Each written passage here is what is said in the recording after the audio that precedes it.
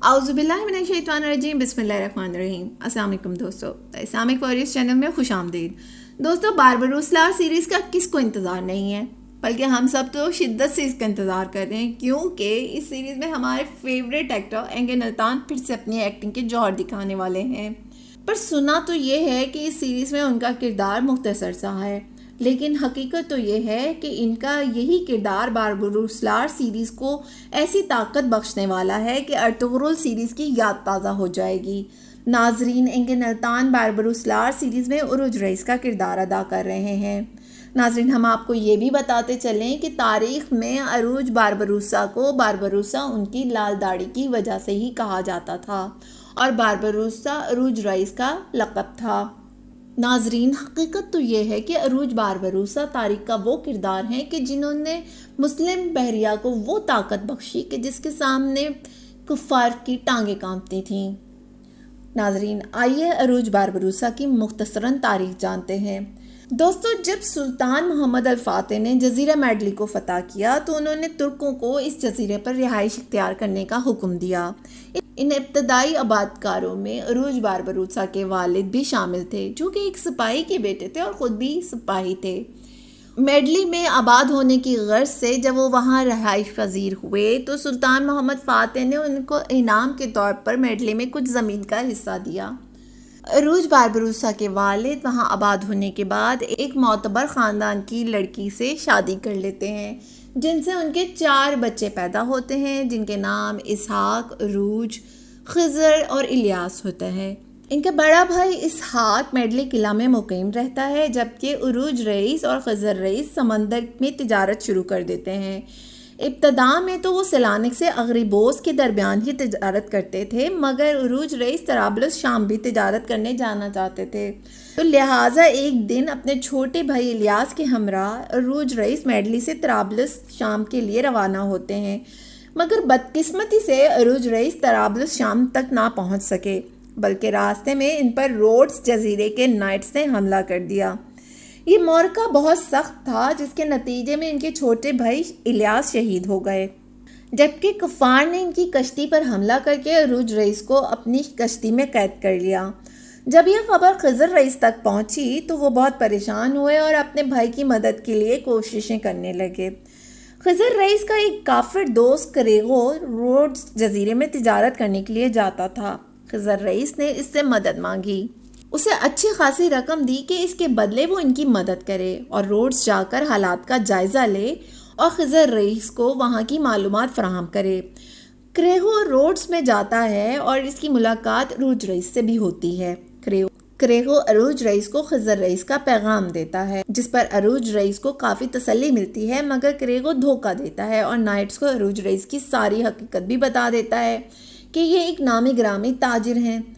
ان کا بھائی ان کی رہائی کے لیے 10,000 دینار بھی دینے کو تیار ہے۔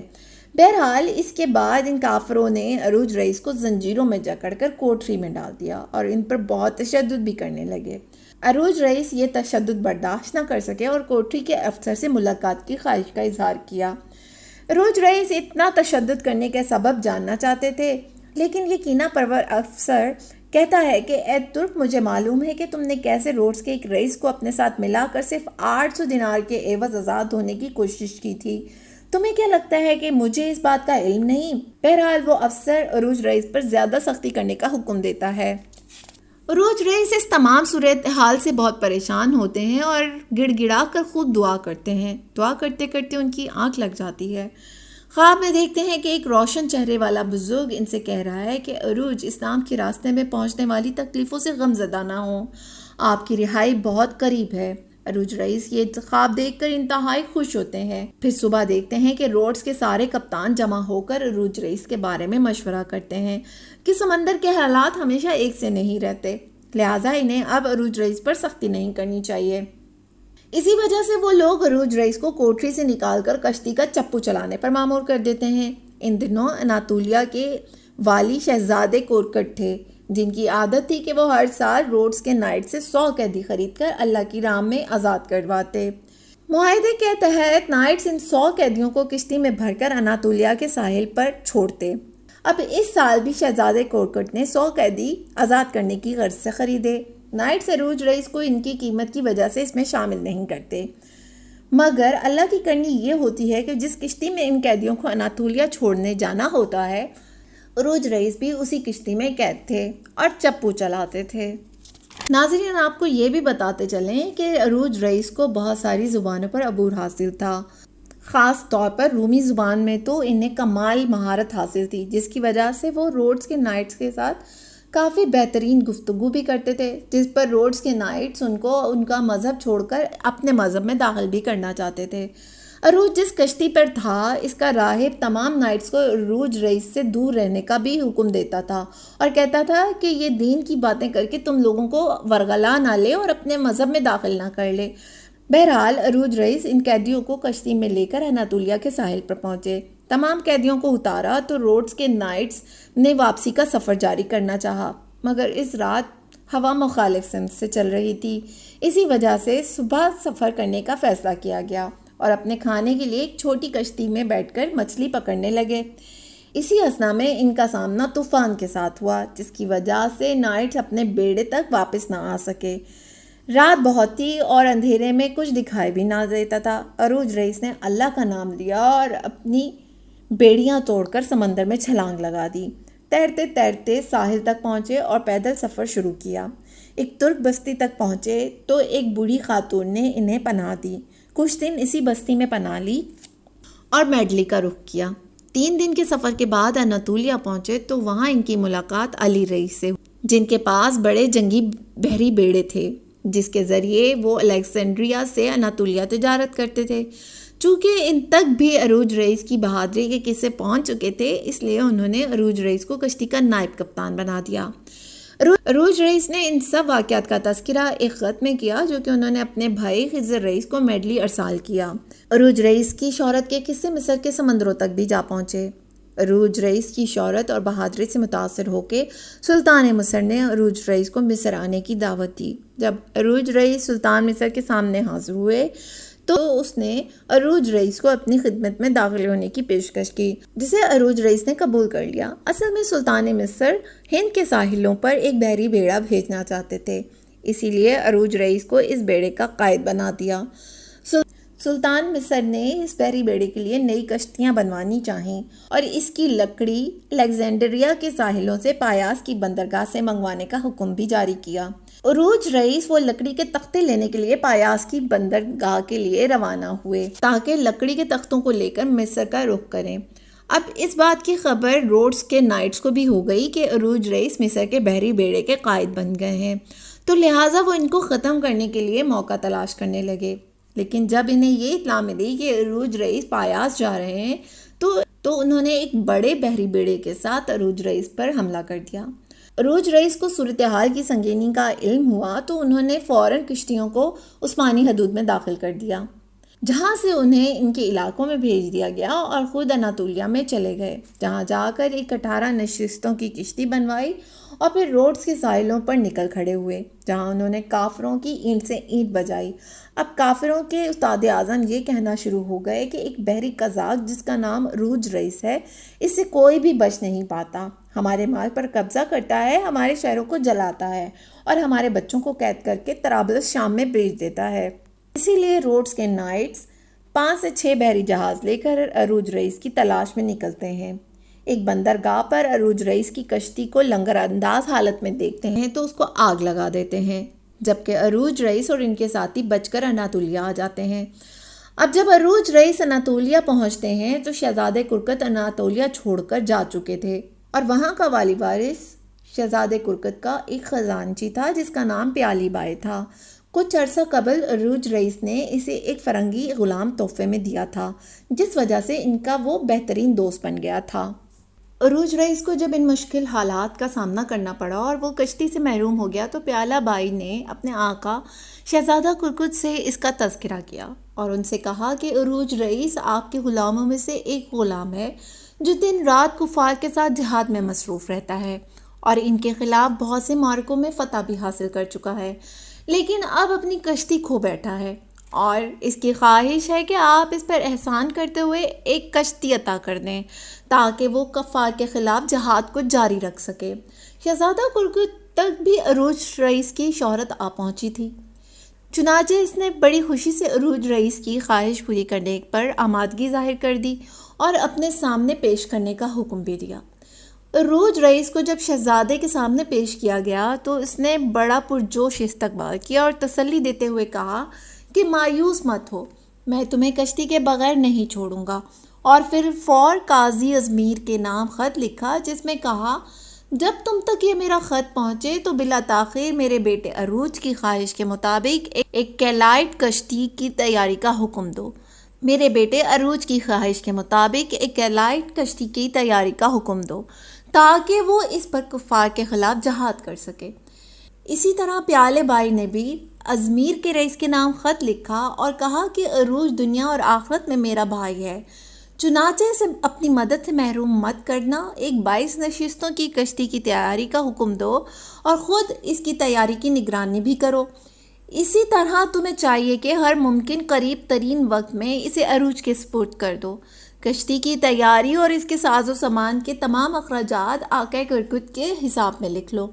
عروج ازمیر آیا جہاں دونوں کشتیاں مقرر وقت میں اس کے سپرد کر دی گئیں، جس میں سے ایک شہزادہ کرکٹ نے اسے تحفے کے طور پر دی تھی جبکہ دوسری پیالہ بائی کی ملکیت تھی جسے اس نے عروج کے تصرف میں دے دیا۔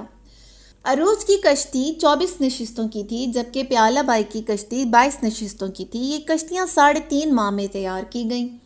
عروج نے دونوں کشتیوں کو تیار کیا، اپنے جہاز رانوں کو اکٹھا کیا اور انہیں لے کر فوجا بندرگاہ چلا گیا۔ وہاں سے مانیسا کا رخ کیا جہاں پیالہ بائی کے محل میں شہزادہ کرکٹ کے سامنے پیش ہونے سے قبل 3 دن ٹھہرا رہا۔ شہزادے نے اس کی تعریف میں فراخ دلی سے کام لیا اور جنگوں میں اس کے لیے نصرت و فتح کی دعا کی۔ عروج نے شہزادہ کرکٹ اور پیالہ بائی کو الوداع کیا اور پھر فوجا لوٹ آیا۔ یہ رات دعا اور عبادت میں مصروف رہ کر گزاری۔ اگلے دن صبح سویرے اپنی کشتیوں کا لنگر اٹھایا اور روانگی کے کچھ دن بعد کھلے سمندر میں اس کا سامنا وینس کی 2 کشتیوں سے ہوا۔ عروج نے ان دونوں پر قبضہ کر لیا۔ ان کشتیوں میں 24,000 دینار تھے۔ یہ مال و دولت اور اس کے علاوہ دوسرے مال غنیمت جمع کر لیے گئے۔ جہاز راں اس مال کے ساتھ مالدار ہو گئے۔ عروج نے یہ معرکہ پولیا کے سواحل پر لڑا۔ اس کے بعد روم کے سواحل کا رخ کیا جہاں جزیرہ اغربوس کے پانیوں میں اس کا سامنا مزید 3 وینس کی کشتیوں سے ہوا۔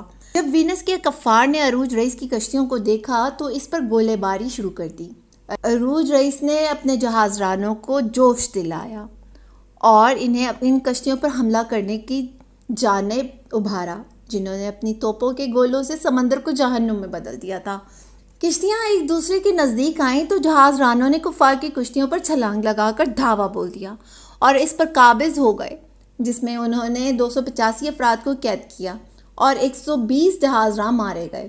ان کشتیوں میں موجود مال و دولت عروج رئیس کی کشتیوں پر منتقل کیا گیا۔ کشتیاں اپنے اوپر لدے غنائم کے بوجھ سے کچھوے کی مانند دکھتی تھیں اور ان کشتیوں کے ہمراہ میڈلی ایک بڑے جلوس کی شکل میں پہنچ گئے۔ اب یہاں پر خضر رئیس اور ان کے بھائی اور تمام رشتہ داروں نے ان کا بندرگاہ پر استقبال کیا، ایک دوسرے کو سلام کیا اور بڑی گرم جوشی سے محبت کا اظہار بھی کیا کیونکہ عروج رئیس کو میڈلی چھوڑے ہوئے کئی برس گزر چکے تھے۔ عروج رئیس نے میڈلی سے ازمیر جانے کا فیصلہ کیا تاکہ شہزادہ کرکٹ اور اپنے بھائی پیالہ بائی سے ملاقات کر سکے۔ اس اثناء میں انہیں خبر ملی کہ سلطان سلیم خان تخت نشین ہو گئے ہیں اور شہزادہ کرکٹ کے ساتھ ان کی دشمنی کی بھی اطلاع ملی۔ عروج رئیس اس خبر سے بہت غمگین ہوئے اور جبکہ ان کے بڑے بھائی اسحاق رئیس نے ان سے کہا کہ تمہیں چاہیے کہ تم یہاں سے جلد از جلد نکل جاؤ اور موسم سرما الیگزینڈریا میں گزارو، پھر ہم دیکھتے ہیں کہ آنے والے دنوں میں کیا کیا جاتا ہے۔ تمہارے پاس موجود کشتی شہزادہ کرکٹ کا تم پر احسان ہے جو تمہیں نقصان پہنچا سکتی ہے۔ اور یوں عروج رئیس گھر والوں کو الوداع کہہ کر میڈلی سے روانہ ہو گئے۔ عروج رئیس نے جزیرہ کرپے پہ دشمن کے 7 کشتیوں پر قبضہ کیا اور انہیں ہانک کر الیگزینڈریا لے گیا۔ عروج جب وہاں پہنچا تو سلطان کو یحییٰ رئیس اور 7 غنائم سے بھری کشتیوں کے ساتھ اس کی آمد کا علم ہوا۔ عروج رئیس سلطان مصر کی عطا کردہ کشتیوں کے کھو جانے کی وجہ سے جن کے پایاس کے قریب روڈسیوں نے حملہ کر کے قبضہ کر لیا تھا، سلطان مصر سے شدید شرمندہ تھا، چنانچہ سلطان سے عفو و درگزر کے حصول کے لیے مال غنیمت سے لدی بہت سی کشتیاں، 4 لونڈیاں اور 4 غلام سلطان کی خدمت میں پیش کیے۔ سلطان ان تحائف سے بے حد خوش ہوئے اور عروج رئیس کی اور ان کے رفقا کی اچھی سے آؤ بھگت بھی کہی اور کہا کہ یقیناً اللہ رب العزت معاف کرنے والا ہے اور عفو و درگزر کو پسند کرتا ہے۔ عروج کپتان، میں نے بھی تجھے معاف کر دیا۔ حقیقت یہ ہے کہ تو نے 16 جہازوں کو جلنے کے لیے تو چھوڑ دیا، لیکن ان میں موجود جہاز رانوں میں سے کسی ایک کو بھی کوئی تکلیف نہ آنے دی۔ ان سب کو بچا لیا اور کسی ایک کو بھی نہ چھوڑا کہ وہ گرفتار ہو جائے۔ مجھے اپنے کشتیوں کے جلنے کا افسوس نہیں تھا، بلکہ یہ دن تو بدلتے رہتے ہیں اور ہر چیز کا وقوع پذیر ہونا ممکن ہے۔ مجھے تیرے اپنے پاس نہ آنے کا افسوس تھا۔ یقیناً میں نے تجھے معاف کر دیا اور تیرا شکر گزار ہوں کہ تو نے ایک بار پھر میرا اعتماد حاصل کرنے کی کوشش کی۔ عروج نے اجازت طلب کی اور قاہرہ سے الیگزینڈریا لوٹ آیا۔ سلطان نے گورنر الیگزینڈریا کے نام خط لکھا جس میں اسے عروج رئیس اور اس کے رفقا کے اکرام کا حکم دیا۔ چنانچہ گورنر نے ان کا خوب اکرام اور اچھی مہمان نوازی کی، جس کی وجہ سے عروج رئیس کا وہاں اچھا وقت گزرا۔ ناظرین، عروج رئیس نے اپنی تمام تر زندگی اللہ کی راہ میں جہاد لڑنے میں گزاری۔ ان کے جہاد اور بیشتر کامیابیوں کا تذکرہ میں اپنی دوسری ویڈیو میں کروں گی۔ آج کے لیے اتنا ہی۔ امید کرتی ہوں آپ کو ہماری یہ ویڈیو بہت اچھی لگی ہوگی۔ اپنی رائے کا اظہار کمنٹ باکس میں ضرور کیجیے گا۔ شکریہ۔ امید کرتے ہیں کہ آپ کو آج کی یہ ویڈیو بہت پسند آئی ہوگی۔ ویڈیو اچھی لگے تو اسے لائک کرنے کے ساتھ ساتھ اپنے دیگر دوستوں کے ساتھ بھی شیئر کر دیجیے اور ہمارے چینل دی اسلامک واریئرز کو سبسکرائب کرنا نہ بھولیں۔